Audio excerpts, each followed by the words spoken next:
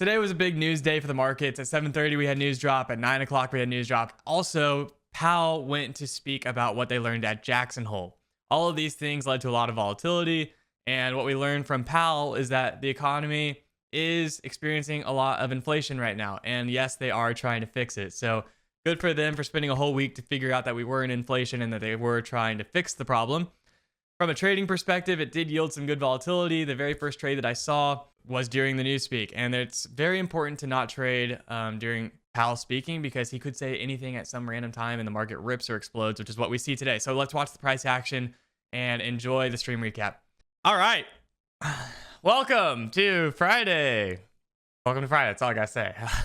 Hello. All right. So you see a nice little rip at 7:30. We did have some news come out at 7:30. Consumer spending came out. There's a lot of stuff going on today. I think it's the last day of Jackson Hole as well. So it could be kind of choppy with Jackson Hole going on still. We got Powell at 9 o'clock, Michigan sentiment at 9 o'clock. Both of those are important. So top of the hour is going to be interesting. I think we'll get some volatility potentially. I'm going to be patient up into that. Not like not take a trade, but just like want to be extra cautious, I guess, going into the 9 o'clock hour. And then, like I said, Jackson Hole's all day. So might end up just chopping out a little bit. We'll see. From a daily perspective, this is what we're looking like. Ended up bouncing off the range across the board, that 820 level, 850, whatever it is. The wick zone. So yeah, that's where we stand. Daily chart, obviously, we ripped up nicely. We got these wick tests down at like 13,030. So we'll see what happens there, down there at like 1320 or so. Yesterday's value high sitting at 13,109 for the retest. The lows on the day sitting at 67. So if we crack 67, I'm looking for the wick test on the daily chart to play out. If we fail to crack the lows, I think you're probably just going to chop out. But we'll see. Pulling back nicely going into the open here. Retracing a lot of that move that just happened. We got VWAP sitting at 135 as well. So overall, just going to be watching the price action and see what's going on. Make sure you press the thumbs up button if you haven't yet. Click it down below. Let's see if we go down and test VWAP or not. Wick test. Yeah, it's not really a good wick test. Like I always say, I prefer like 50% of the candle. Retracing like 75% for the wick test. Nah. All right. Smacking through VWAP. We'll see how this candle closes. If we close heavy through VWAP, that's interesting to me. We ended up closing up. We bid through VWAP. Closed up. We'll see if we continue the move or not.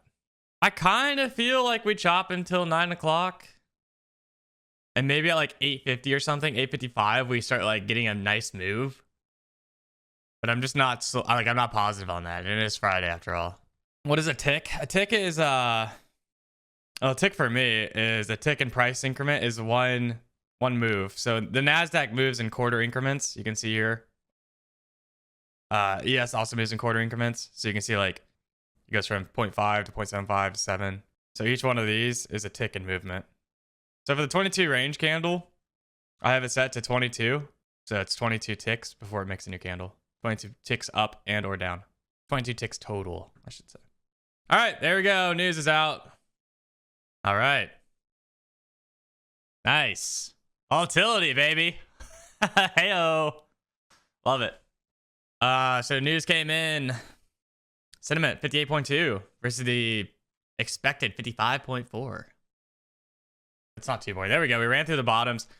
This was a fairly easy read to see that we're going to flush that. It's just the hard part is like, do we pump before it flushes that? And with this type of volatility, that's like impossible, in my opinion, to call out.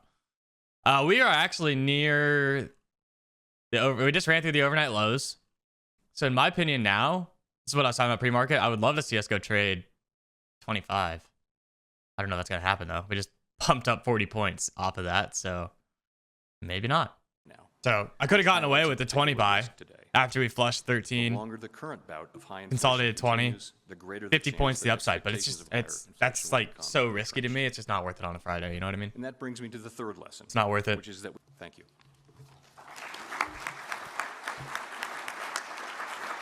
That was a whole lot of nothing, to be honest. My opinion.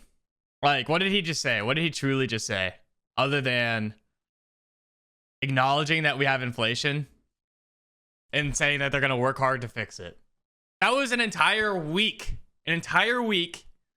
of them chilling in Jackson Hole And I missed my 13,020 entry because I thought he had something more to say while we're up 100 points off it. Round of applause for Papa Powell. Come on, man. Round of freaking applause. Really, really glad that he did that for us. Really glad that I called out the level I wanted. It came to it. And I wanted to be smart and safe because you never know what he's going to say. But he really just had a bunch of hot air. And we're up almost 200 points off the lows. Just annoying. But great rip. Great rip off 13K. 200 points if you grab that. GG's on whatever you did with it. And are we going to chop the rest of the day? I think that's very likely, to be perfectly honest. I think it's very, very likely.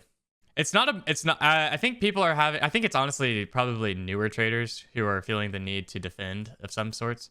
It's not a whether or not it's hard to trade or easy to trade or whether or not you can trade it. It was truly a matter of should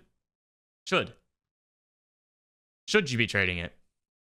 It's not even a question of risk to reward ratio. It's just a matter of like, do I want to bend over and open up the cheeks right now? Which is what you're basically willing to do if you're trading at the end of Jackson Hole with news, etc. coming out. But yeah, that was kind of a dirty example. My bad. I don't really know why I said that, to be honest. But the point stays. The point stays the same. See you later, Matt. Thanks for the week. Yeah, my bad. I'm sorry I said that. So bad. I can't believe I said that. Dad, if you're watching, sorry. Mom, if you're watching, sorry. Hey, Matt, still trading crypto futures? I actually put in my first trade in like a couple months today on crypto futures, which was short Ethereum at 1700. And that trade is now up 260% because Ethereum is at 1612. So that trade is actually making the whole day worth it. I'm up $3,300 on that trade. And I got into it this morning.